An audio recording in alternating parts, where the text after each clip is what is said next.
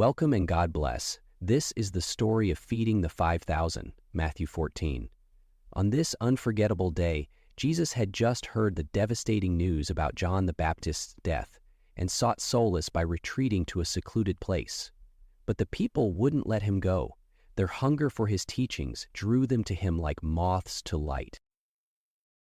As day turned to dusk, Jesus worked tirelessly, healing the sick with a touch and offering words of comfort. Finally, when he turned to his disciples, a concerned expression crossed his face. "They need food," he said, looking at them earnestly. "We cannot send them away hungry." "Lord, it would take half a year's wages to buy enough bread for this crowd," Philip exclaimed, scratching his head in disbelief. But Jesus remained calm, his eyes scanning the multitude. "What do we have?" he asked gently. "There is a boy here who has 5 barley loaves and 2 fish," Andrew announced hesitantly. "But what are they among so many?" His voice was barely above a whisper, brimming with skepticism. "Bring them to me," Jesus declared confidently. With that, he took the loaves and fish and raised his eyes towards heaven, giving thanks aloud. The crowd hushed, transfixed by the serene authority radiating from him. "Distribute the food to the people," he instructed the disciples. With trembling hands they followed his command, trying to comprehend the unfolding miracle. The once sparse items in the basket multiplied in their hands as they broke and passed them on. "Can you believe it?" one woman exclaimed, her voice filled with wonder. "More bread? And look, there are fishes too." As whispers turned into joyful proclamations, belief grew in every heart. "It is truly a miracle," a child shouted, his cheeks full of bread, eyes wide with excitement. Everyone marveled at how such a feast emerged from so little, their hearts swelling with joy. "Gather up the leftovers," Jesus instructed, reporting ready. After everyone had eaten to their fill, the disciples picked up 12 baskets of fragments. As they gathered, their astonished expressions echoed the significance of what had just occurred. "What just happened?" one disciple wondered aloud, clearly stunned. Another nodded, unable to find the words but feeling a flicker of faith ignite deep within his heart.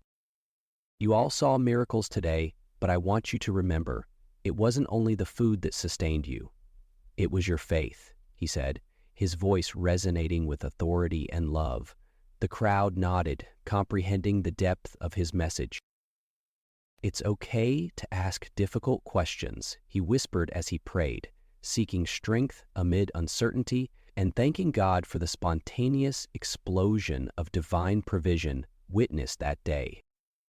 "Where is Jesus?" one disciple shouted against the howling wind, worry etching lines into his brow. In that moment, their hearts pounded, grappling not just with the storm outside, but the uncertainties within. "It's a ghost!"